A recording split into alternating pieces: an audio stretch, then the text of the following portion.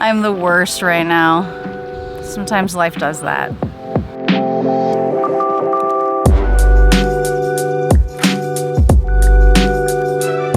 Let's study real English conversation on a trip to Spain. As with any trip, not everything went well. I threw up. I felt terrible. But overall, I had a great time traveling with my husband. I feel like I have this energy that I need to get out and I don't know how to do it, and it might be like punching you. During our trip to Valencia.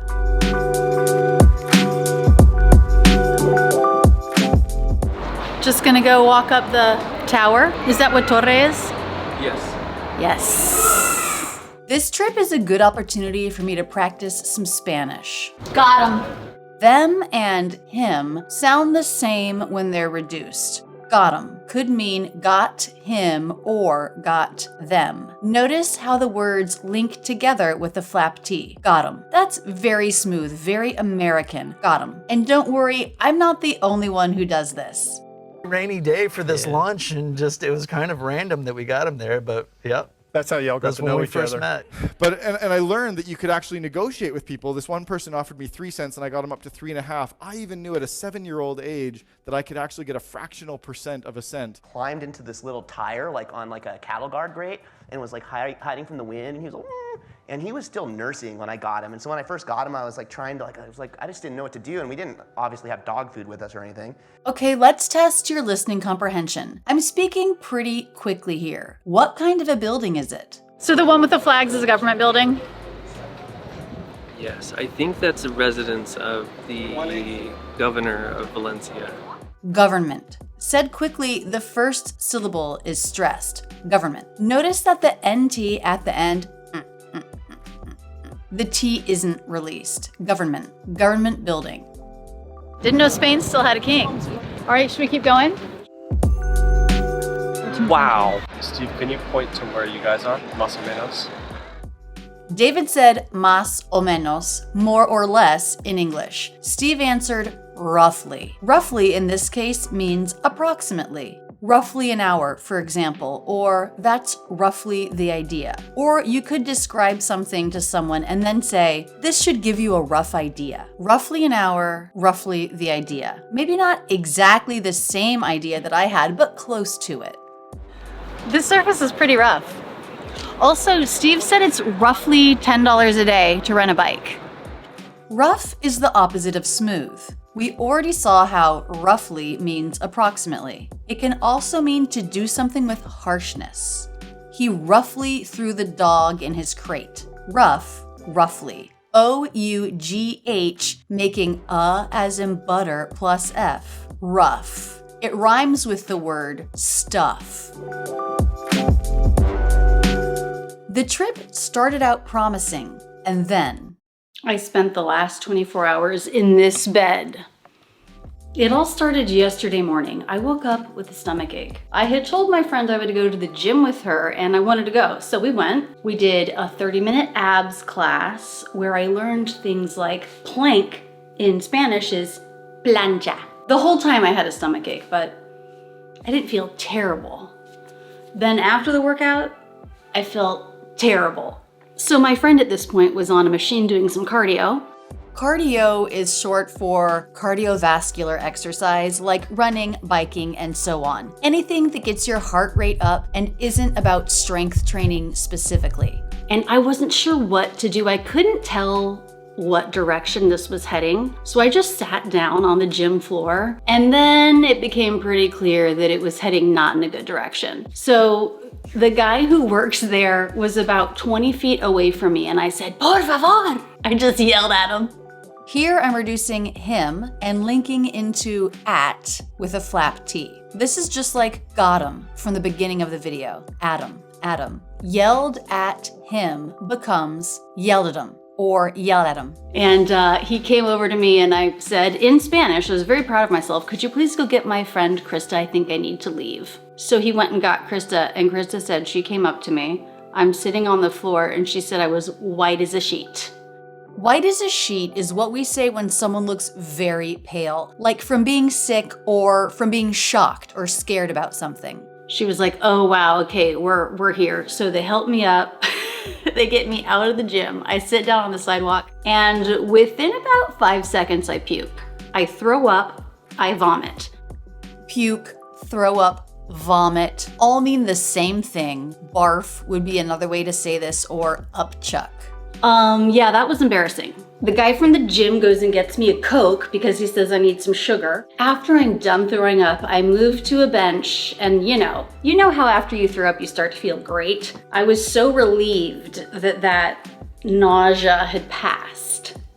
This word can be pronounced a couple of different ways, like nausea, but I prefer 2 syllables, nausea, nausea, nausea. So we walk home, I take a shower, I lay down. I'm thinking maybe I'm past it, maybe I'm through the worst of it, but no. I didn't leave this bed until noon today. I was not done being sick. I had cold sweats, hot flashes, I had goosebumps, and then like dripping sweat. At one point, I felt like every muscle and bone in my body was aching. I felt like I'd been put through a wringer.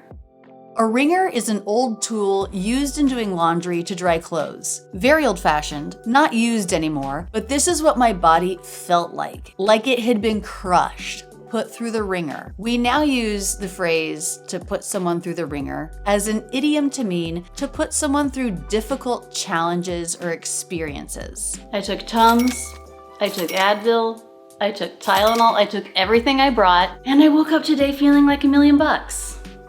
The phrase to feel like $1 million means to feel absolutely great. For some reason, we always use bucks with this phrase and not dollars. I feel like $1 million. What you'll hear is, I feel like $1 million. You can also compliment someone by saying they look like $1 million. You look like $1 million today. Okay, not quite $1 million, but I feel much better. So I've lost a day of vacation, no big deal. It's sunny here in Valencia. I have no idea what we're gonna do today, but I'm ready for it. Let me show you the view from the window.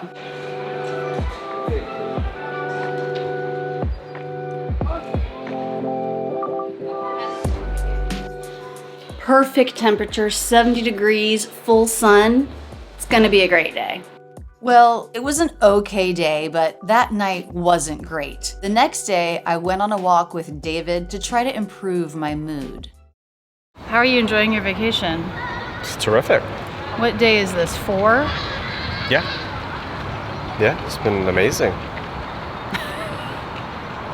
I've not had a very good vacation. And why is that? I was sick for Quite. 36 hours. And then last night, okay, I should say, because I was sick, I was sleeping a lot. And yesterday I slept in until 11:45 in the morning. I slept late, didn't sleep. Went to bed about 10, took a sleeping pill. 12:30, still wasn't asleep. I was like, I'll take another one, and then I'll definitely be asleep in like a half hour. Nada. I never slept. I never slept. I honestly don't know if there have been any nights in my life like that where I've slept 0 minutes. And I'm gonna be honest, I'm starting to get a little annoyed with everything. So anyway, I'm just annoyed at everything right now. It's true. She's annoyed. Okay, what's a good way to get unannoyed? Think about things that are exciting and that I should be lucky for. There's a lot of that. I just don't feel excited or lucky for any of it right now, even though there's a lot. I feel like my mood is getting worse by the minute. And I'm not hungry. Like, I just feel not good. Because your stomach. Yeah, you were sick in the stomach. Yeah. I feel like I have this energy that I need to get out and I don't know how to do it, and it might be like punching you.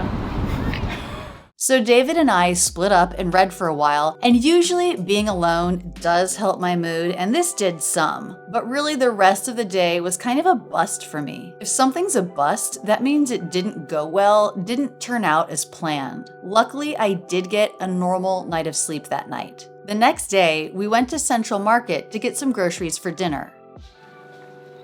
Ahora mi esposo va a preparar cena. Y yo bebo un poquito de cava. In English, it's more common to say make dinner then cook dinner. David is making dinner. He's making paella, a vegetarian version and a meaty version. What meat is going into your meat version? Chicken, chorizo, shrimp. That's it. Okay, and here's the red pepper. They're gonna go in the paella. Here's the asparagus. David went to the market this morning and bought everything. All the produce is super fresh.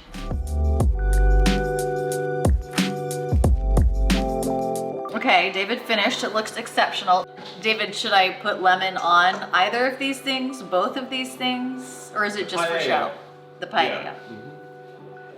Okay, looks fantastic. I went for the vegetarian one. I said I went for the vegetarian paella. I went for is just another way to say I chose. I chose the vegetarian paella. David, you did an excellent job with this meal. At the very end of the trip, we did maybe my favorite thing, which was a bike ride along the Mediterranean. We had a great time in Spain visiting friends, and I want to thank you so much for watching this video and learning English with me. Keep your learning going now with this video, and don't forget to subscribe with notifications on. I just love being your English teacher. That's it, and thanks so much for using Rachel's English.